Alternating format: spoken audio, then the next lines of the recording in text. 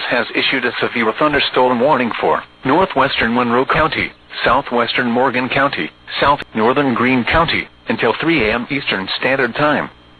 At 2:32 a.m. Eastern Standard Time, a severe thunderstorm was located 14 miles north of Linton, or 23 miles southeast of Terre Haute, moving northeast at 75 miles per hour. Expected hazards include 60 miles per hour wind gusts and quarter-size hail. This is a radar-indicated threat. The following impacts are expected. Hail damage to vehicles is expected. Expect wind damage to roofs, siding, and trees. This severe thunderstorm will be near Patricksburg and Coal City around 2:35 a.m. Eastern Standard Time. Spencer around 2:40 a.m. Eastern Standard Time. Gosport and McCormick's Creek State Park around 2:45 a.m. Eastern Standard Time.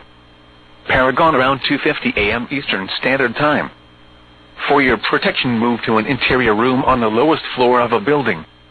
A tornado watch remains in effect until 6 a.m. Eastern Standard Time for South Central, Southwestern and West Central Indiana.